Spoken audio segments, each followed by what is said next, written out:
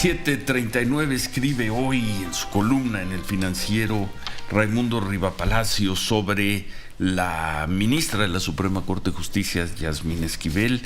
Una columna muy dura, la titula "Se pudre la ministra".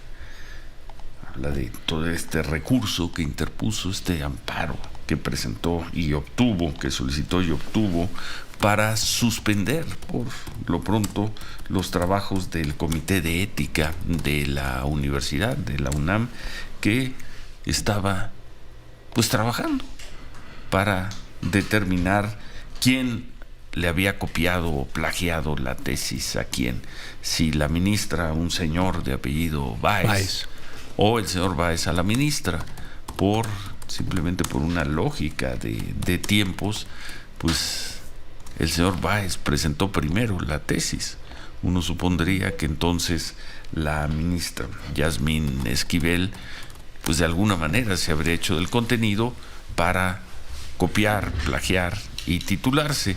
Pero, según la ministra, esto no fue así, porque el contenido de la tesis ella lo presentó primero, pero algo ocurrió con la directora de tesis, que por cierto en un primer momento formaba parte de la defensa de Yasmín Esquivel, de la defensa mediática de Yasmín Esquivel, y entonces la hoy ministra entregó la parte sustantiva de su tesis a la directora para revisión, y la directora le habría pasado ese trabajo al señor Báez, y el señor Báez se apuró y se tituló antes. Correcto. Eso es, estoy simplificando, pero eso es, sí, a muy grandes rasgos el tema. Y para esto se tienen que crear comités éticos y demás. Este es un asunto que se hizo público hacia finales de diciembre, estamos terminando febrero, y como siempre, todo lo que en este país se puede complicar, complíquese. Decisiones que podrían ser rápidas y sencillas se complican, se crean comisiones, comités, consejos y demás. Bueno, en eso estaba la UNAM. Nosotros pensábamos que por estos días podría ya determinar quién había plagiado a quién le había copiado la tesis a quién, cuando la ministra, para sorpresa de muchos, recurrió a una suspensión y la obtuvo, a un amparo, y obtuvo la suspensión para que el Comité de Ética no siga trabajando. Y entonces el asunto queda literalmente suspendido. Y además, el amparo le pide a la universidad que no hable sobre el tema para respetar la presunción de inocencia. En este caso sería la presunción de no robo, de no plagio de la ministra Yasmín Esquivel. ¿Qué busca la ministra con esto? La pregunta es, si todo le saliera, bueno, ya obtuvo la suspensión, si esta suspensión se volviera definitiva, si no se pudiera echar abajo, ¿qué busca? ¿Ser ministra de la Suprema Corte bajo sospecha 10 años? Por la fuerza. Por eso, por la fuerza. Por la fuerza. Escribe Raimundo Rivapalacio: la ética institucional de Yasmín Esquivel es inexistente y con el paso de las semanas se ha ido pudriendo como servidora pública. La actitud de la ministra no contribuyó para que actuaran eficientemente los contrapesos, y su férrea negativa a solicitar licencia le fue restando credibilidad y respeto. Esquivel nunca aceptó ese señalamiento y siempre rechazó la posibilidad porque dijo: no tengo nada de qué avergonzarme. Uno de sus argumentos era que prácticamente todos sus pares en la Suprema Corte de Justicia le habían expresado respaldo. No era tal, escribe Rivapalacio.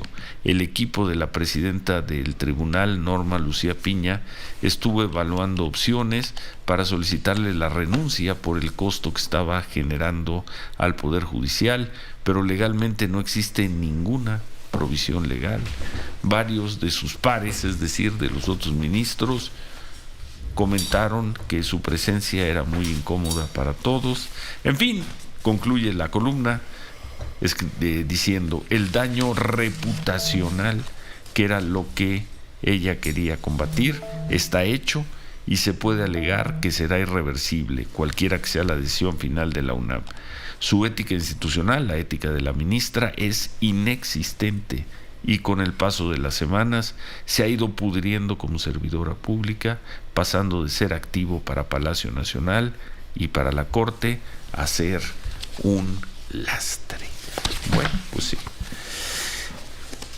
Y ella va a ser una de las 11 personas que voten, por ejemplo, el Plan B. Bueno, una de las cuando que se sí presenten o llegue el momento de votar las impugnaciones al Plan B. Es correcto.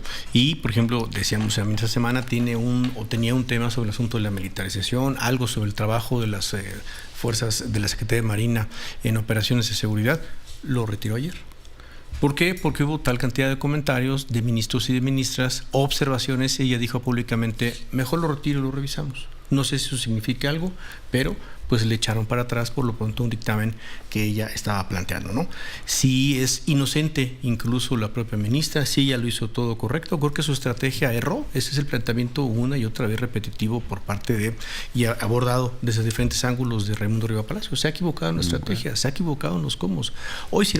Hoy 21 de febrero se cumplen exactamente 2 meses de la publicación del texto en latinos de Guillermo Sheridan, ese texto que se llama Una ministra pasante, Yasmín Esquivel, candidata a presidir la Suprema Corte, plagió su tesis de licenciatura. Y esa idea, como bien lo dice Raimundo, no se ha podido desvanecer. 2 meses, hoy 21 de febrero. Bueno. ¿No? Y aquí seguimos, y lo increíble es que haya un juez, fue una jueza, ¿verdad? Fue una jueza, sí. Fue una jueza la que determine que la UNAM no puede hablar sobre el tema, porque violaría la presunción de inocencia, lo cual es un insulto en un país donde todas las mañanas, no solo el presidente, sino funcionarios de su gobierno violan alegremente la presunción de inocencia, condenan como delincuentes a tipos que ni siquiera están bajo proceso, o a tipos que están bajo proceso pero todavía no son juzgados. Y les dicen delincuentes en Palacio Nacional. Y aquí la UNAM no puede hablar. Por cierto, yo me quedé esperando el fin de semana el gran comunicado de algunas autoridades, de algunos ex integrantes de la comunidad universitaria, de todos los que sí se pudieran expresar sobre el tema. No vino nada. Y entonces, pues todos en el juego. No, es la legalidad. No podemos romper la legalidad y no podemos romper la ilegalidad, pero la ministra Yasmín Esquivel lleva 2 meses, yo no sé si 2 meses extras en la Suprema Corte de Justicia. Probablemente no. Sí, probablemente, porque además entre todos estos 2 meses que han sucedido se publicó una lista, ¿no?, de algunos académicos, sí, de algunos integrantes del Consejo, incluso académico pues de la UNAM, el Consejo Universitario. Pocos de ellos sí, pero muchos diciendo pues que la ministra se vaya. Pero pues nada más, Ciro. Y en este caso, pues ¿cómo que la ministra no se va a ir? La ministra, por lo visto hasta ahora no se va a ir, porque ella dice, no, me robaron a mí, yo no tengo nada que avergonzarme.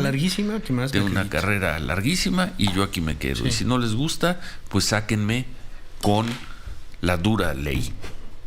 Con la ley es la ley. Y cuando conviene, no me vengan con que la ley es la ley, y cuando no, sáquenme porque la ley me respalda, a ver si pueden sacarme. Pues sí.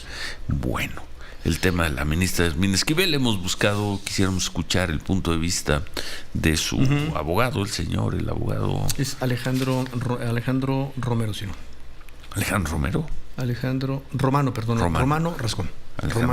Romano, no, pero pues no hemos tenido éxito, lo seguimos buscando, si podemos hablaremos con él. Y sigue pendiente, por alguna razón no ha querido hacerlo, sigue pendiente esa aparición de la ministra Yasmín Esquivel en un espacio público. Pues sí. Para manejar sus argumentos. Porque sí. Esto, insisto, esto no es un asunto de la Corte, es un asunto que puede dañar a la Corte. Pero el haber plagiado una tesis o no, es un asunto de ella, personal, de la señora Yasmín Esquivel, hoy ministra de la Suprema Corte. Sí, y yo no sé si públicamente, sino hoy o no se entera o no se da cuenta la ministra de esos, supongo, actos de estrategia de sus cercanos donde dicen, ¿qué le parece que vamos a darle una declaración a Milenio? ¿Qué fue lo que pasó hace unos días?